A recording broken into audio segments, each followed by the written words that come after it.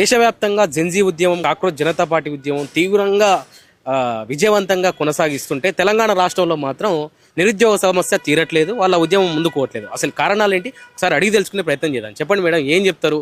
దేశవ్యాప్తంగా ఆ జెన్జీ ఉద్యమం విజయవంతంగా ముందుకు తీసుకెళ్ళిపోతుంది, తెలంగాణ రాష్ట్రంలో నిరుద్యోగ సమస్యలు మాత్రం ముందుకెళ్ళట్లేదు. ఏం చెప్తారు అసలు? కాంగ్రెస్ పార్టీ ఏదైతే ఉందో వాళ్ళ అధికారంతో మా ఉద్యమాన్ని అణిచివేయే ప్రయత్నాలు చేస్తున్నారు. మేము ఎక్కడ ఏ ఉద్యమం పెడదామన్నా సరే మమ్మల్ని ముందస్తు అరెస్ట్ చేయడం కానీ, మా ప్రోగ్రామ్స్ కి పర్మిషన్ ఇవ్వకుండా, మళ్ళీ ఒకవేళ మేము దాని కాదనుకొని పోతే మమ్మల్ని కేసులేసి ఆ రకంగా మమ్మల్ని భయపెట్టి ప్రలోభ పెడుతున్నది కాంగ్రెస్ పార్టీ ఈ రోజు. అంటే ప్రజాస్వామ్యం ఏమాత్రం లేకుండా రేవంత్ రెడ్డి గారు తనకి ఇష్టం వచ్చినట్టు ఈ రోజు వ్యవహరిస్తున్నారు తెలంగాణ రాష్ట్రంలో. తెలంగాణ కూడా ప్రజాస్వామ్య పైన ఒక రాష్ట్రం అనేది ఆయన మర్చిపోతున్నాడు. దాని వల్లనే ఇట్లాంటివన్నీ జరుగుతున్నాయి. ఆయన హిట్లర్ ని స్ఫూర్తిగా తీసుకొని సేమ్ హిట్లర్ లాగానే మా పైన వ్యవహరించడం జరుగుతుంది. కనీసం మాకు ప్రొటెస్ట్ చేసుకోవడానికి కానీ, ఒక ర్యాలీ చేసుకోవడానికి కానీ ఏ స్వేచ్ఛ లేకుండా ఈ రోజు కాంగ్రెస్ పార్టీ తీరుని మేము ఖండిస్తా ఉన్నాం.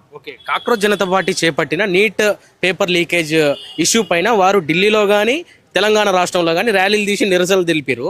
మీకు మాత్రం ఉద్యోగాలు ఇవ్వట్లేదు. దీన్ని ఎట్లా చూస్తారు? ఇప్పుడు నీట్ అక్కడ విజయం చేసుకున్నారు. వాళ్ళు రాజీనామా చేయడం అంటే స్టూడెంట్స్ తలుచుకుంటే ఎంతటి దాకైనా పోతారు. స్టూడెంట్స్ తలుచుకుంటే సెంట్రల్ గవర్నమెంట్నే ఇట్లా రాజీనామా చేపించారు. మోడీ మెడలే వంచేదాకా యువత పోయింది అంటే రేవంత్ రెడ్డి గారు ఎంత అని అడుగుతున్నా నేను. రేవంత్ రెడ్డి గారిని కూడా మేము ఖచ్చితంగా గద్దె దించుతాము. ఆయన విద్యాశాఖ మంత్రి, మేము రేవంత్ రెడ్డి గారిని అనట్లేదు. విద్యాశాఖ మంత్రి ఎవరు ఈరోజు తెలంగాణ రాష్ట్రంలో? రేవంత్ రెడ్డి గారు. అందుకే రేవంత్ రెడ్డి గారినే మేము ప్రశ్నిస్తున్నాం.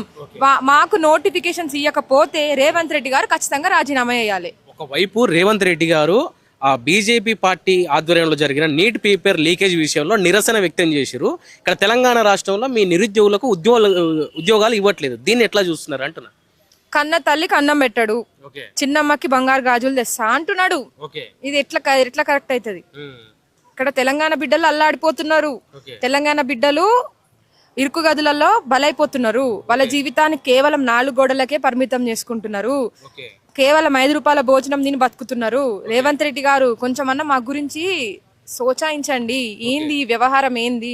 నోరు తెరిస్తే నిరుద్యోగుల ప్రభుత్వం, నిరుద్యోగుల వల్ల ఏర్పడ్డ ప్రభుత్వం అంటావు కదా, మళ్ళీ ఇదేనా నువ్వు నిరుద్యోగులకు చేస్తుందని అడుగుతా ఉన్నా నేను రేవంత్ రెడ్డి గారిని. ఇది చాలా తప్పు అండి.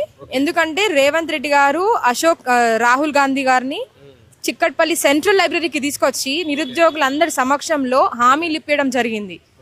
చాయ్ తాగి మా ఉస్మానియా బిస్కెట్లు తిని మాతోని బాతాకాని పెట్టిపోయింది రాహుల్ గాంధీ. ఈరోజు అత్తపత్త లేకుండా తెలంగాణ రాష్ట్రంలో నిరుద్యోగులను గొడ్లలాగా బాదుతుంది ఈరోజు రేవంత్ సర్కార్. అయినా కూడా రాహుల్ గాంధీ అనేటైనా స్పందిస్తలేడు.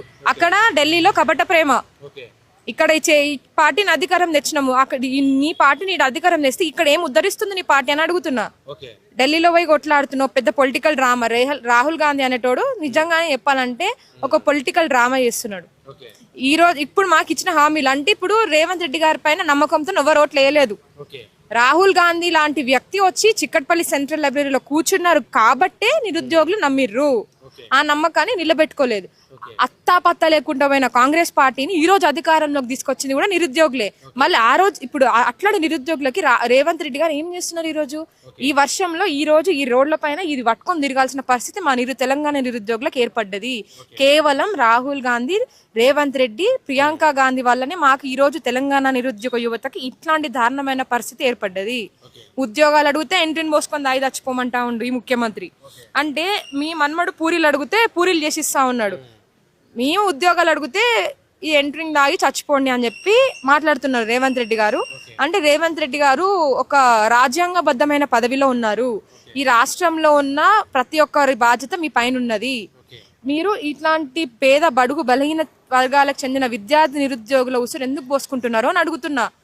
మేము ఏదైనా ఉద్యమం పెట్టుకుంటే మా పైన లాఠీలు విరుగుతాయి, మమ్మల్ని అరెస్ట్ చేస్తారు, అక్రమంగా తీసుకుపోయి అరెస్ట్ చేస్తారు, అక్రమంగా కేసులు పెడతారు. ఇదేనా మీరు మాకు ఇస్తున్న వాల్యూ? మేము చదువుకున్న నిరుద్యోగ యువత, మేము ఎక్కడి నుంచో రాలేదు కదా. మేము పాకిస్తాన్ వాళ్ళం కాదు, ఇంకెక్కడ వాళ్ళమో కూడా కాదు. మేము నికార్సైన తెలంగాణ బిడ్డలంగా మేము ఈరోజు అడుగుతా ఉన్నాం. ఎందుకు నువ్వు ఇచ్చిన హామీలు నెరవేర్చుకోవట్లేదు? మేము కొత్తగా ఏం అడుగుతున్నాం? నువ్వు ఇస్తాన 2 లక్షల ఉద్యోగాలు జాబ్ క్యాలెండర్ కి చట్టబద్ధత కలిగిస్తాము, ప్రతి ఏడాది జాబ్ క్యాలెండర్ ఇస్తాము, ఉద్యోగాలు వచ్చేంత వరకు విద్యార్థి నిరుద్యోగులందరికీ 4,000 నిరుద్యోగ భృతి ఇస్తా అని చెప్పిన రేవంత్ రెడ్డి ఈ రోజు దాకా ఎందుకు ఇయ్యలే? టీజీపీఎస్సీని ప్రక్షాళన చేసి యూపీఎస్సీ తరహాలో ఎగ్జామ్స్ నిర్వహిస్తా అన్నావు కదా, మళ్ళీ ఎక్కడ పోయింది ఆ చిత్తశుద్ధి అని అడుగుతున్నా.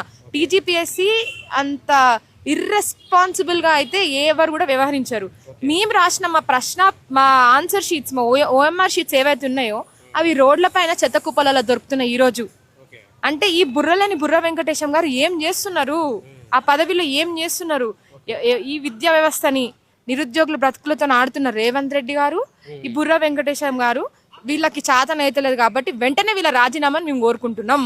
ఇదేదైతే నిరుద్యోగ శాంతియుత ర్యాలీ ఏదైతే ఉందో ఇది వీళ్ళు ఇయ్యని ఈ నోటిఫికేషన్స్ అన్ని ఇవ్వడంలో ఫెయిల్ అయ్యారు కాబట్టే దానికి నిరసనగా మేము రాజ్యాంగబద్ధంగా నిరుద్యోగ శాంతి ర్యాలీ అనేది ఒకటి ఏర్పాటు చేసుకొని దాన్ని మేము ఈ ప్రోగ్రామ్ కండక్ట్ చేస్తున్నాం. ఈ ద్వారానైనా ప్రభుత్వం స్పందించాలని మేము కోరుతున్నాము. ఒకవేళ ఇది సుప్రీంకోర్టే చెప్పింది, శాంతియుత ర్యాలీ పీస్ఫుల్ ప్రొటెస్ట్ కి మనం అనుమతించాలని చెప్పేసి స్వయంగా సుప్రీంకోర్టు. అంతకన్నా పెద్దోడు ఎవ్వడు లేడు. సుప్రీంకోర్టు అనేది సుప్రీం అల్టిమేట్. తెలంగాణలో ఇది సాధ్యమవుతుందంటారా? మీరు నిరసన తెలుపుకునే అవకాశం వస్తుందంటారా? ఎట్లా భావిస్తున్నారు? మాకు ఇది మేము రాజ్యాంగబద్ధంగా పర్మిషన్ల కోసం మేము అప్లై చేయడం కూడా జరిగింది. ఒకవేళ రాని పక్షాన మేము ఎలాంటి తీవ్ర ఎత్తున ప్రోగ్రాంలు ఎత్తుకోవాలో కూడా మాకు ఆలోచనలు మాకున్నాయి. మాకు ఖచ్చితంగా ఈ ర్యాలీకి పర్మిషన్ ఇవ్వాలి అండ్ మా డిమాండ్స్ నెరవేర్చేంత వరకు మేము గట్టిగా కొట్లాడతాం. కొట్లాడడం అనేది మా రక్తంలోనే ఉంది. మేము తెలంగాణ బిడ్డలం. పోరాట స్ఫూర్తి అణువణువునుంటది. ఖచ్చితంగా గట్టిగా కొట్లాడతాం.